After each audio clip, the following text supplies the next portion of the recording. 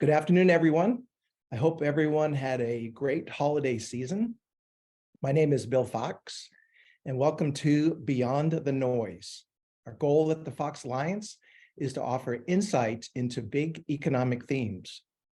Our topic for today is the energy markets. We'll be discussing what is the goal of our energy policy, what makes up the energy market, the inelasticity of oil markets. That's a tough word to say.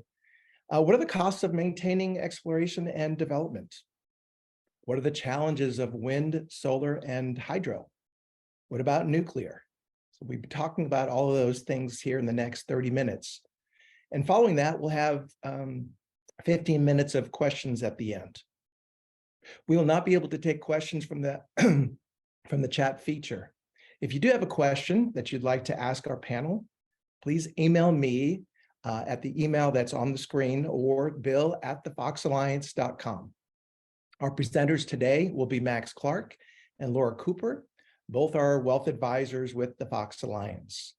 Our third presenter will be Josh Renfro. He is our managing partner. Max will be our first presenter. Max, take it away. Thanks, Bill. I appreciate you guys joining us today. And as Bill indicated, we're excited to talk about the energy markets. I wanted to make one note before we get started, which is for those of you that have been paying attention to the name of our webinar over the past several years. We started out with the name Quarterly Economic Outlook. We recently changed the name this is our first webinar where we are referring to it as Beyond the Noise. And our purpose really, as Bill mentioned at the beginning of the presentation here, is really to get beyond the noise of the political environment, of the talking heads on TV, all of those things, and really get down to the true issues of the day and see what the solutions are and really approach these things from an unbiased perspective.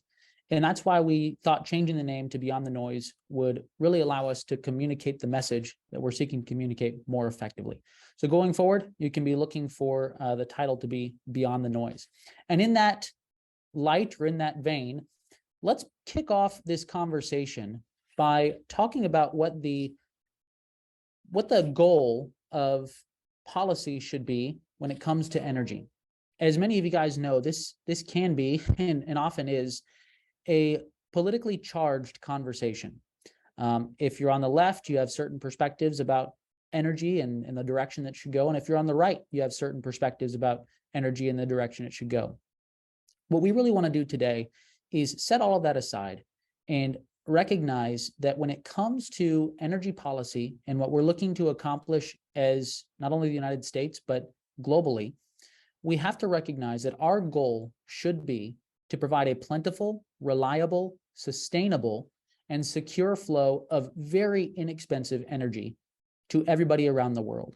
And the reason we want to promote that is because if we could have unlimited, very cheap energy available to anyone around the world, the amount of innovation would be exceptional.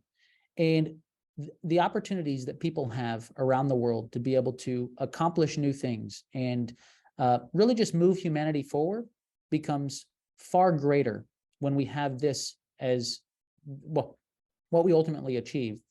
And unfortunately, I don't think that our politicians and the people that are involved often have this as their end objective. So as we go into this conversation today, let's keep this at the forefront of our mind and recognize that as we're talking about solutions and as we're evaluating the current environment, we want to set aside our preconceived biases when it comes to left and right and truly look at what are the best solutions to help us achieve this objective. Now, as we get started here and as we begin this conversation, let's take a look at what actually makes up the energy market. Often when we think about the energy market, we think about oil. We think about solar power. We think about all these sorts of things. But take a look at this chart on the left-hand side. This was about 100 years ago. And this takes a look at global primary energy consumption by source. And you can see on the left-hand side, coal and traditional biomass really made up the majority of energy production 100 years ago. Think of traditional biomass as burning wood or leaves or whatever it may be to basically create a fire, to cook or to provide heat to a home. Obviously, we've added numerous additional sources of that energy over the years, and you can see that in 2021, still a major portion was traditional fossil fuels or hydrocarbons, natural gas, oil, coal. Those accounted for over 80% of the energy consumption. But we also have other types of renewables, solar, wind, hydro, and of course, nuclear. And we'll get into the details of what that looks like. This is on a global scale. Let's shift gears a little bit to get into the details of how the energy markets actually work. I think it would be helpful for us to take a look at the US energy market. And this chart is certainly a bit complicated, but I think it really allows us to understand how things work here in the United States.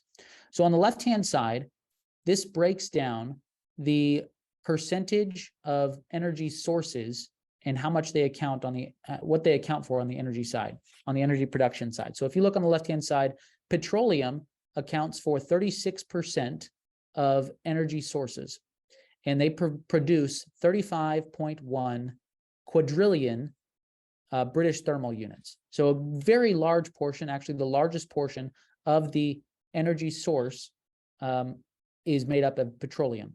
The second largest is natural gas at 32%. We've got renewable energy, coal, and nuclear that represent a smaller portion here.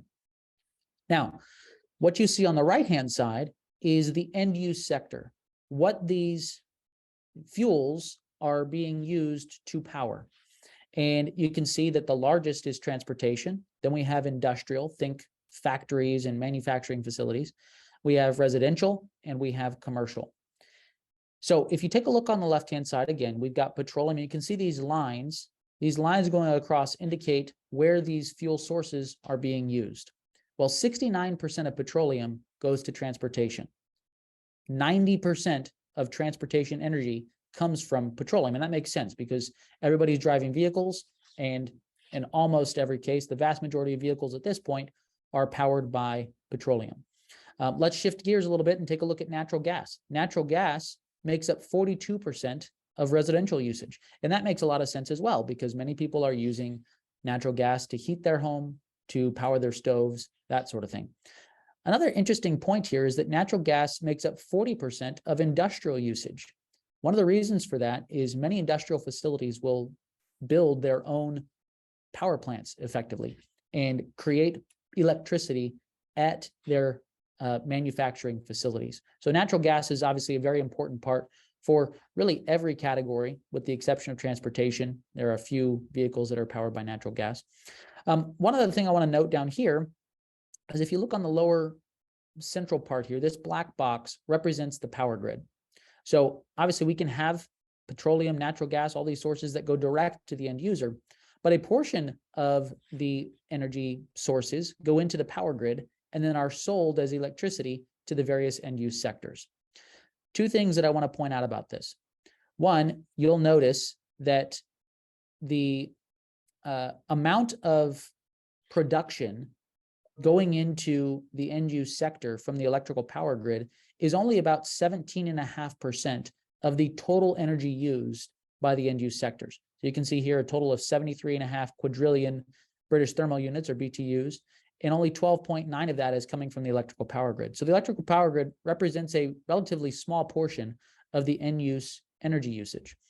The other thing that I want to point out here is the electrical system energy losses. This communicates how vastly inefficient our electrical power grid is. Only 35% of the energy that is produced in the electrical power grid makes its way to the end use sector. 65% of the energy that is produced by the electrical power grid is lost to inefficiencies. And that's something that if we're going to really create this sustainable, effective, long-term power that's very inexpensive, we're going to have to deal with our electrical power grid. So that gives us an idea of the sources and where it's all going. Let's take a look at the actual countries that are producing power.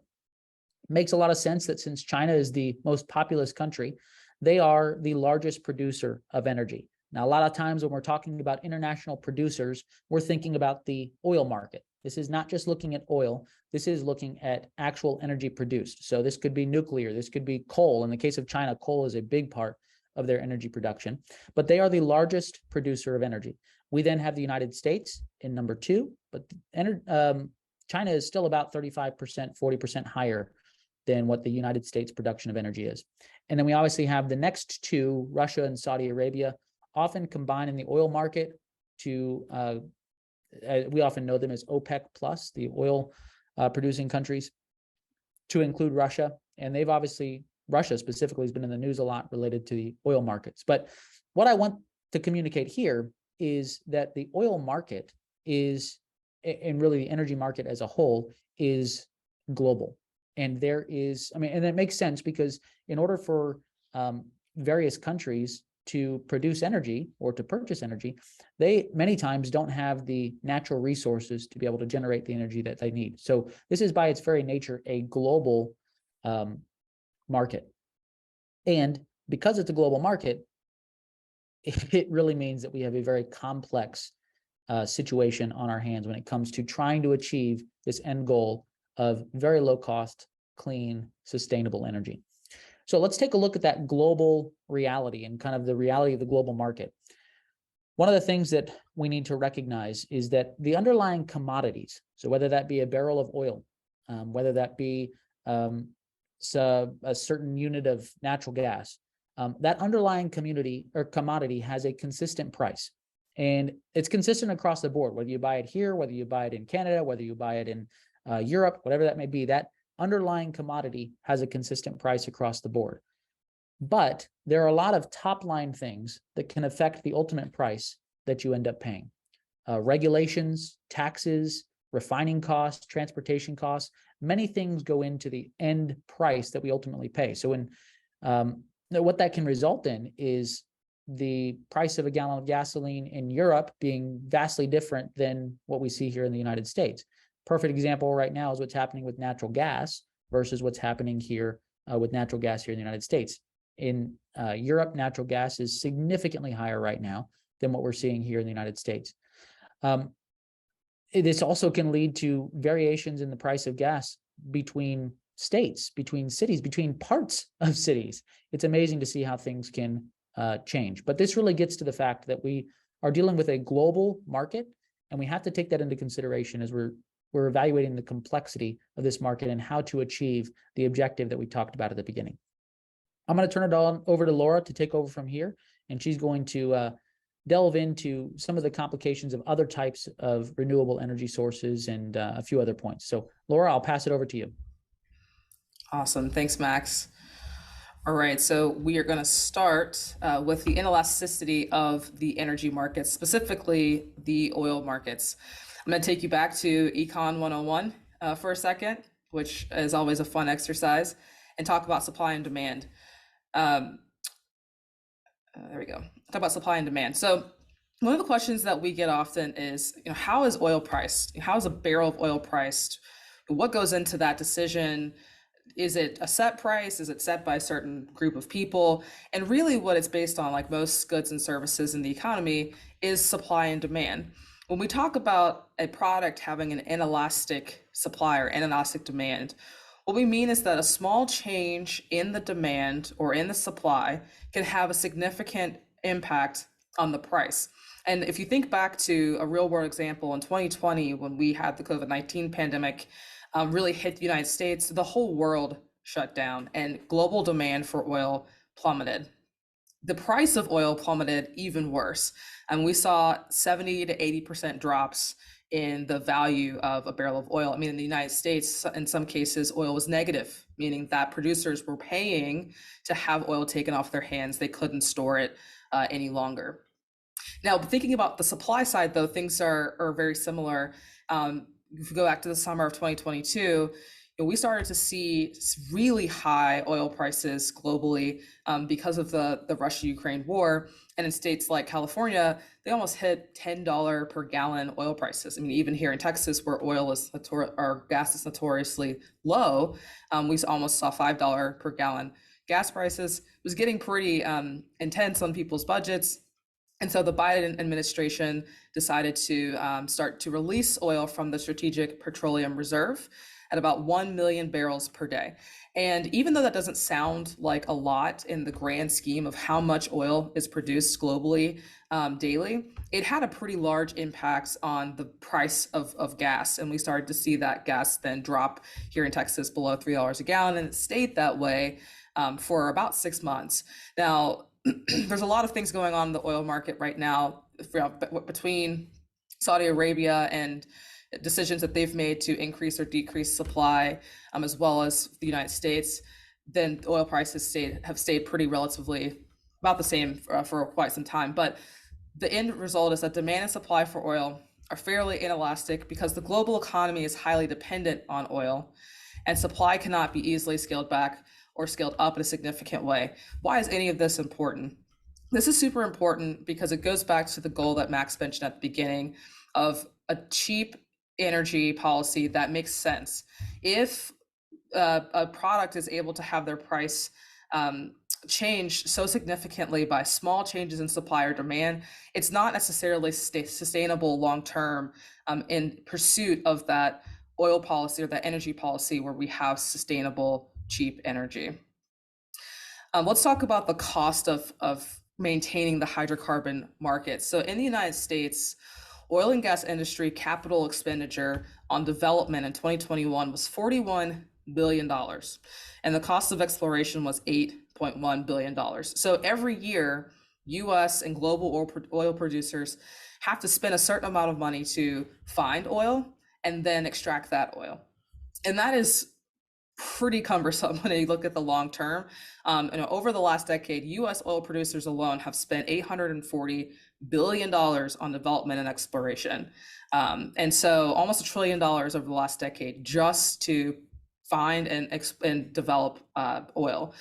In 2021, globally, producers spent $244 billion on exploration, which was actually 28% below average. So even though it was below what we expect, it was still a pretty significant amount. Again, thinking about the goal of energy policy, if we have to spend this amount of money just to maintain the hydrocarbon markets, for the long term, it doesn't look like hydrocarbons will be the best result for having that cheap energy policy. I want to switch a little bit to talking about renewable energy, because this is an area that obviously, when it comes to energy, has been a big topic of conversation. And renewable energy, it can be great in the pursuit of helping us to get to that, hopefully zero sum or as close to zero sum energy cost as possible. But right now, there are some challenges when it comes to certain renewable energy sources. And so I want to focus on kind of from two schools of thought. You have the one side of people who, we really want to get to that zero sum game as quickly and as efficiently as possible. And some of the challenges with these renewable energy sources make them more expensive.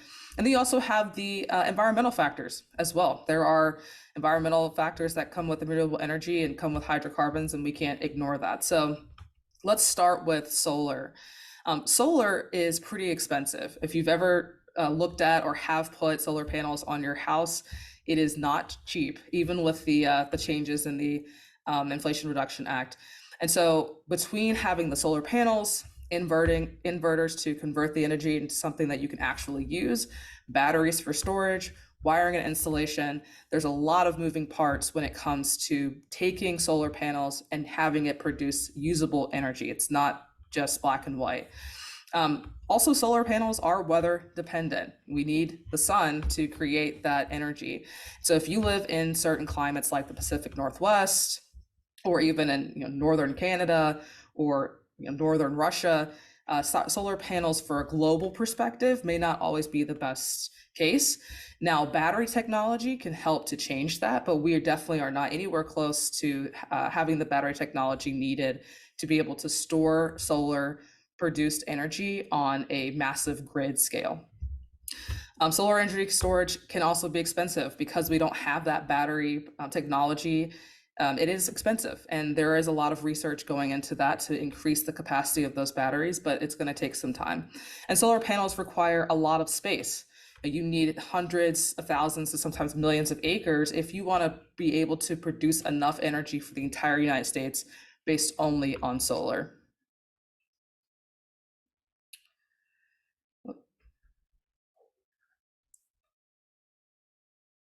I cannot change the screen.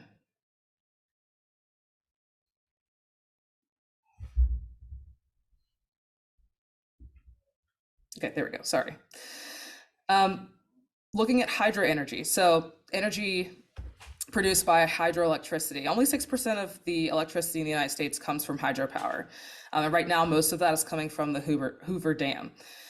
Dams and reservoirs can have a large ecological impact. In order to, when you create a dam or you dam a river, you create a reservoir or a lake.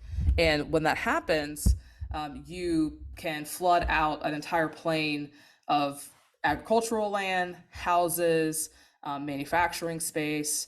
You basically create a lake. And so that can have an economic impact, it can have an ecological impact, and at only 6% of electricity currently being used, is it the best renewable energy source for us to use long term? Probably not. And then the last is wind energy. And this is one that's being used quite a bit here in the United States. If you've ever driven down to Port Aransas or Corpus Christi, you've probably passed a wind farm. We have some here in Texas. The problem with wind energy is that wind turbines work best when they're in remote locations. And if you can imagine, you want the wind, you want the energy that's being produced to be as close to the source of where it's being used as possible. As Max mentioned, our current grid is super inefficient as it is. And a lot of that has to do with the distance that energy has to travel from where it's being produced to where it's being used.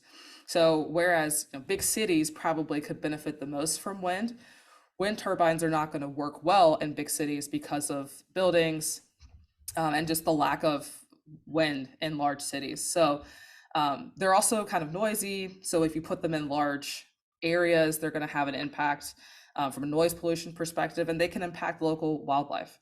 So again, thinking back to the three topics I just discussed, we want to focus on how can we get to that energy policy that is plentiful, reliable, sustainable, and cheap. And so I'll pass it over to Josh to kind of talk about other options when it comes to energy policy. Thanks, Laura. Appreciate it. So wanted to talk about kind of the final source of potential energy, which is nuclear. Nuclear is an area, honestly, a lot of people don't have a lot of familiarity. But once again, going back to what Laura said and what Max has said, it's important for us to remember that the goal from a good economic standpoint is to have a secure, reliable, sustainable, and very cheap source of ongoing energy. So the question is, what ultimately is the best place to go longer term? So couple things about just some general facts about nuclear. Nuclear currently supplies power to about 20% of Americans and has done so since 1990. So I think that was a bit of a surprise to me when I was doing the research, and I think it's surprising to a lot of people, but nuclear power is something that we already have a pretty extensive amount in the United States and have for a long time. One of the other things that's really important to know about nuclear energy is something called capacity factor. So in energy, there's this concept of capacity factor, which, just to put it simply, is how long can you continuously have that particular energy creating facility running without interruptions. So this chart from the U.S. Energy Information Administration shows what the energy capacity is for all of the different sources. And so what you'll notice is that things like solar panels have the lowest capacity factor. And it makes sense. It's night, a third of the day.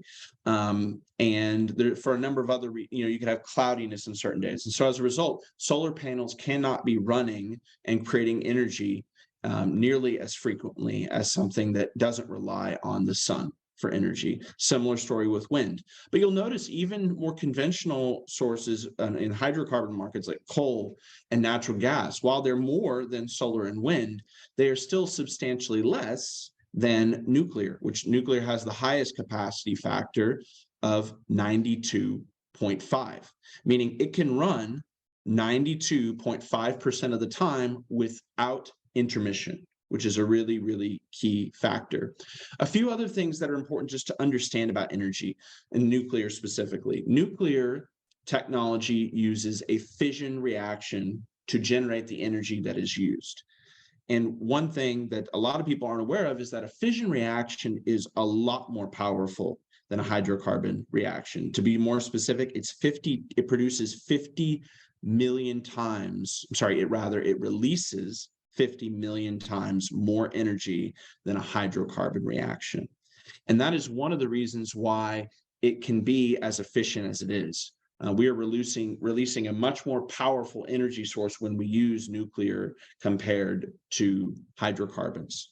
Another factor, there was a CEO of a nuclear company here in the United States called ACLA that was interviewed on a show recently, and he made the statement that if we look at nuclear energy around the world and we say, hey, what could it potentially do for the world?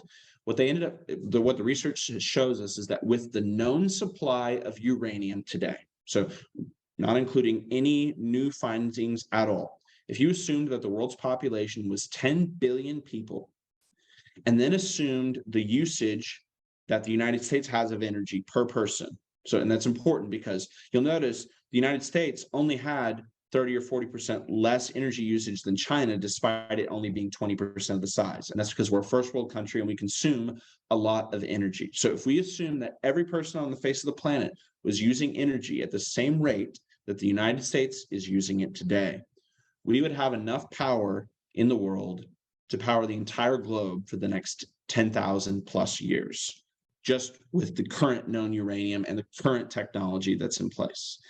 That's huge. That puts us in a position where energy isn't a substantial problem in the future. So one other thing that's really important to note, nuclear is significantly cheaper as a longer term source. Now, I want to be very clear about this. Nuclear does cost a lot to set up initially, but once that setup is complete and paid for, the infrastructure is in place, it can produce very low cost energy. The current average cost of electricity here in the United States today is currently just shy of 15 cents a kilowatt hour. And based on projections in the current technology, nuclear has the capability, with advancements that have been made over the last 10 or 20 years, to produce electricity at 4 to 5 cents a kilowatt hour. That is a substantial reduction from where things are at today, 65, 70% over what they have been in the future. Once again, going back to this capacity factor idea, and that's one of the reasons why it is such low cost. You know, if you literally just compare a nuclear plant to, say, a solar panel, and you just literally have them run for an hour, then the solar panel is going to win out in terms of what's less expensive. But the problem is that it doesn't take into account when nuclear has the capability to literally run 92.5% of the time. You can have one nuclear plant for every 2 coal plants you have, or every 3 or 4 renewable plants. And as a result of that, the cost that you have with any of those other options is substantially more because of that. Just to focus on one last component here on this slide, look at the very last sentence there from the Nuclear Energy Institute. The Institute notes that while nuclear requires 103 acres per million megawatt hours, solar would need 3,200 acres, and wind would require 17,800 acres, making nuclear an option that could be located closer to a major city and be able to more directly give good power to those areas. Nuclear is also clean. Now, we've had accidents in the past. We had 3 Mile Island, we had Chernobyl, we had the Japanese spillover because with the hurricane and the tsunami. And so there are safety concerns that you have to deal with when you're dealing with nuclear material, obviously. But technological advances have made nuclear plants operate in such a way now that when you start to have the reactor overheat, it naturally will shut itself off. And so the safety that is involved with nuclear is incredibly enhanced today from where it was in the past. Nuclear requires significantly less ongoing investment and maintenance. You only need to refuel them about once every 1.5 to 2 years. And even with some of the new innovation that's occurring now, that time frame is being extended even further in some cases, which is one of the reasons why it has such a high capacity factor compared to other options. Now, we like nuclear. We think nuclear would be an amazing option to utilize more. We're not the only ones who think that. If you remember from one of our previous Beyond the Noise episodes that we talked through, we mentioned that China currently is building 400 nuclear power plants. And that is not, for them, the reasons go beyond just cheap energy, but it also goes to the fact that it allows them to have energy independence from the rest of the world. They rely heavily on shipping in oil and natural gas to fuel their economy. But there are a lot of other countries that are looking to use more and more nuclear today. Now, and once again, what's our goal here? Our goal is to have a secure, reliable, sustainable, and very cheap source of energy. So as we're researching, if we have the capability to not spend $300 billion a year globally on finding new hydrocarbons, that has the potential to be there's other options that have to be less expensive than having to spend $300 billion every single year. But, and this is a very important but, it is important that we do not abandon our bridge fuel before a better option ultimately is being utilized. And that's something that happened over the last 2 or 3 years. For a long time, specifically amongst the more environmentally conscious crowd, there was a logic that was being thrown around. It doesn't matter how expensive energy is, because at the end of the day, it'll push us towards renewables faster. You can't push yourselves towards a technology that is not ready to actually accept and deal with the energy demands that our country and the world has. On top of that, there's a lot of individual emerging market and developing countries that really rely on energy for their economic development. And so also moving past that prematurely has its costs. We've already talked about this. Wind and solar don't have a high enough capacity factor in order for them to be a viable source for energy, at least at this point, specifically with solar. Until battery technology is proven out, that's going to be a problem. And ultimately, what we've seen is that relying on renewables too early has put us in a position where specifically Europe has had to be reliant on Russia and OPEC for their energy needs. And that puts them in a very dangerous position, geopolitically, as well as economically for their citizenry. And then the last thing, significant capital needs to be deployed by a lot of the developing world to completely overhaul its electrical grid. This is no more true here in the US than it is anywhere else. As Max already mentioned, we have a system that is very old. In fact, there's a lot of security experts that believe that it poses a very big national security risk with how bad our electric grid and infrastructure is at this particular point. So the point simply is this: while we think the concept of renewable energy or nuclear has a lot of potential, you cannot cut off the bridge fuel until you are ready to actually utilize that source of power. I don't think any person, both on the right or left, would disagree that we want to have a good, cheap, sustainable source of energy. The question and the disagreement ultimately comes down to how do we actually get to that point. Lastly, I wanted to touch on a few areas that are interesting, that we feel like represent a larger outsized story in the news that typical news doesn't cover. So one of the things would be looking at office vacancy rates. For the last couple of years coming out of COVID, we've seen office stay actually relatively stable. But as we've started to see a lot of leases come to their end, we started to see office vacancies in some of the larger working capitals of the world: New York, Hong Kong, Toronto, London, etc. And so that's a theme that we've started to see emerge substantially here at the end of 2021 and through 2022. Another thing, and we've talked about this, if you're a client of ours, we've talked about this with you in reviews, we're actually having the worst year in the bond market since 1842. And there's no better way to see just how bad that's happening than by looking at the government's 20-year Treasury bond. That's indicated here in purple.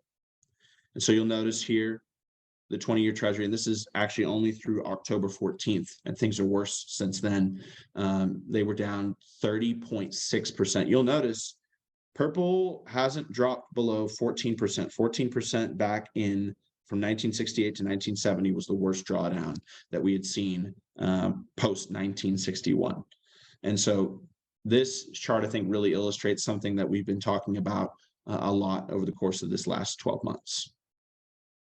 One other major theme that has seen a huge roller coaster ride. If you remember back in 2021, we talked about in 2020, we saw one of the most encouraging things that we saw out of 2020 was that credit card debt got paid off. And you see that here. It literally, we went from over almost right at $1.1 trillion of credit card debt down to about 970 billion, a almost $200 million reduction in credit card debt, one of the largest payoffs in US history. Well, that trend has completely reversed itself, and actually to the point now that credit card debt has we're just shy of $1.2 trillion at this point.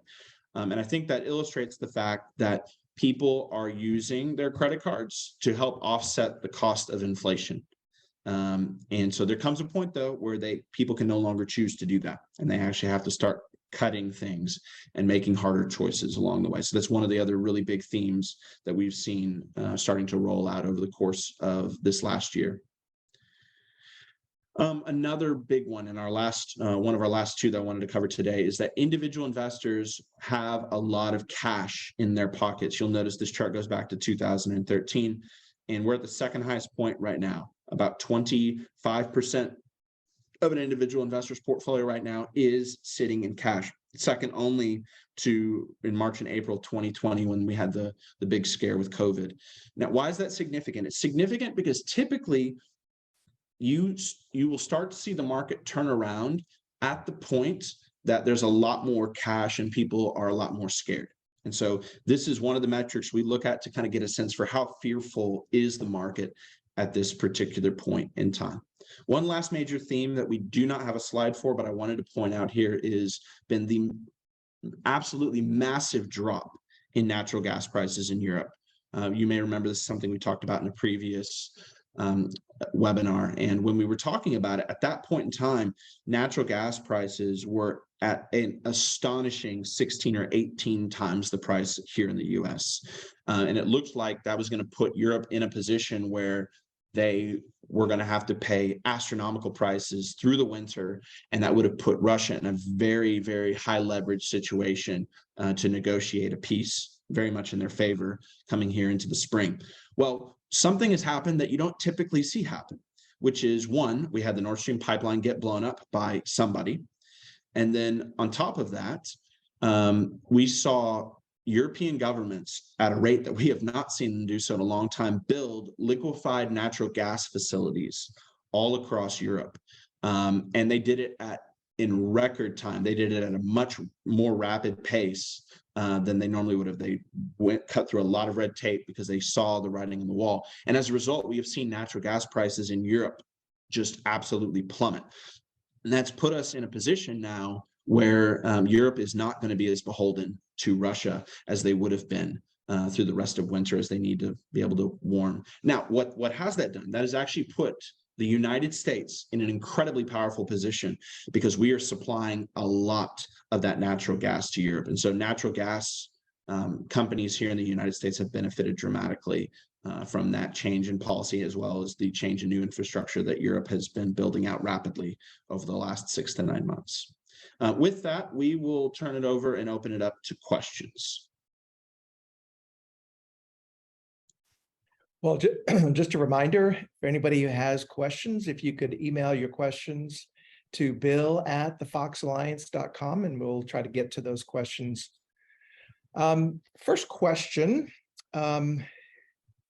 is, if nuclear is so good, why hasn't there been a bigger push to utilize it? Josh, if you'd handle that one, please. Yeah, great question. That's a question that has a lot of different contributing factors. One of those factors has been the United States' nuclear agency has been, to say reluctant to approve new nuclear technologies and applications is an understatement. They have not approved a single new technological advancement since the 1960s. So it's been over 50 or 60 years since they've adopted anything new. And there's been a tremendous amount of research and advancement in nuclear technology. And so that's resulted in a lot of those companies having to go overseas to market their technology to other governments because the United States ultimately won't approve it. So that would be one reason. The second reason is we experienced a decent amount of safety problems back in the middle of the 20th century, which caused people to have a lot of trepidation about nuclear's safety. Chernobyl, 3 Mile Islands, Fukushima. And so these incidents have made people more wary to use nuclear technology. A lot of people don't understand a lot of the advances that have been made on the safety side with nuclear that make it a much safer option than it was 40 or 50 years ago. And I would say those are the two biggest factors that ultimately have accounted for it. We've also had relatively, for a long time, natural gas has been relatively inexpensive. And so from a cost standpoint, typically when things become more expensive, it pushes us to make changes. And so we haven't had a lot of outcry about the expensive energy. We've had it sporadically, but not until recently have we had a much larger outcry. So I would say those are the three major factors that have contributed to nuclear not being used as much here in the US. Once again, it has been used in a lot of other places. France has 70% of its power generated by nuclear energy. And China, with the new plants that they're building, will have a very large percentage of their energy used from nuclear moving forward. Thanks, Josh. Our next question is, what technology has been developed or is being developed to create mobile nuclear fuel to replace petroleum in part or in full? Max, would you take this one, please? Sure. It's a good question. And we were joking as we were kind of preparing this presentation before, I would love to have a nuclear facility at my home, but I think that might be a little bit more complicated given the safety concerns that we've talked about already. We've obviously seen some mobile nuclear applications with things like nuclear submarines and nuclear aircraft carriers and those sorts of things. But I think there's a couple of reasons that we haven't really seen much progression towards applying, replacing a petroleum type fuel for our own transportation needs. And one of the largest, of course, would be the costs associated with accomplishing that and getting to that point. It's going to take a lot of work for us to increase the safety to the point that we can apply that on a very small scale. I think what we are doing, though, is we are in the process of creating electrical vehicles and making those more widespread. And if we can then use the nuclear power to power our electrical grid, we're then effectively replacing petroleum with nuclear energy through the use of the power grid. So I think we're making some progress on that point. I really don't know, unless it's 100 or 200 years down the road, that we'll actually see mobile nuclear power when it comes to applying it to our daily transportation needs. Thank you, Max. Next question. We've heard something about a breakthrough in nuclear fusion in California. Is there something that will impact energy in the future? Laura, would you handle this one, please? I'd love to. I'd love to use my chemistry degree for something good. So if you can think back to what Josh mentioned, we have nuclear energy now that's based off of what's called a nuclear fission reaction. And there's also a nuclear fusion reaction. So let me try to explain the two simply. If you think about a fission, right, a fissure in the earth, a split in the earth, a fission reaction is where an atom is splitting into two. And that has a certain amount of release of energy. The easiest way to encourage that is by using an unstable element like uranium or plutonium. And believe it or not, uranium is the safest unstable nuclear element to create a nuclear fission reaction. And the way that nuclear power plants are run today, you have a uranium fuel that has a nuclear fission reaction. That reaction releases heat that heats up water, creating water vapor, and that steam then powers turbines to generate electricity. Really simple concept, and but obviously uranium and nuclear fuel has a certain safety component to it.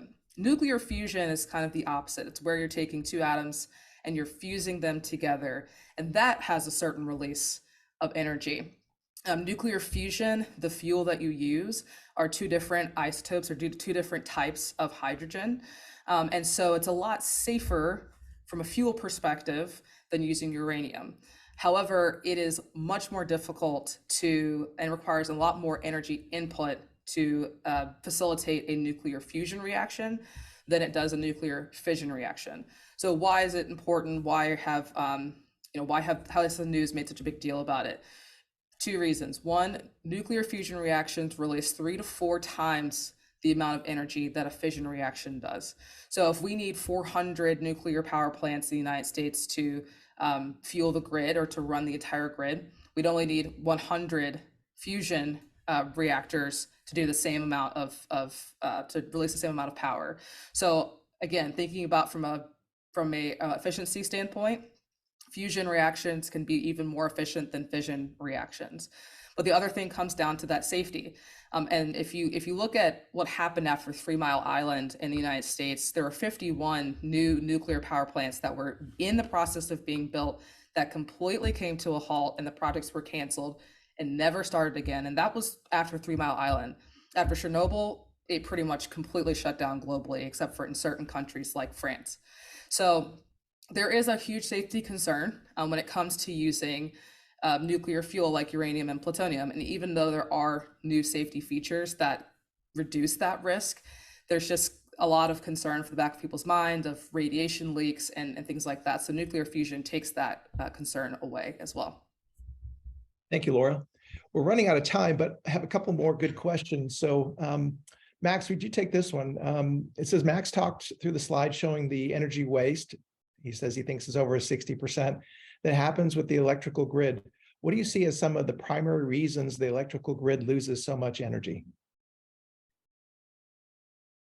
Sorry, great question. And Josh, you can speak to this as well, since you've been talking about the grid too. But I think one of the big reasons is a very outdated system that we have. We've got a lot of old wiring. We've got a lot of old power plants. Anytime that you're transferring energy, by the very nature of transferring it, you're going to lose some energy along the way. But that is compounded by the fact that we have old systems, and there's newer technology, newer systems would result in a more efficient transfer of that energy along the way. I think that's probably the primary source. Are there any others that you can think of, Josh? No, and to be very clear, we're not scientific experts by any means, so I'm sure there's a lot of factors involved in that we're not even aware of. But I think except for Laura. Laura is a scientific expert. Okay, Laura has more science background, but outside of that. Okay, great, thank you. We are running out of time here. We did have a couple more questions, but we're going to have to end it at this point. Josh, Max, Laura, thank you so much for your insight today. Really interesting, and you know, it's discussed in the news a lot, and I think this is just helpful for people to understand a little bit more about what's going on. So we look forward to seeing you all next quarter, and thanks for listening. Have a great rest of the week.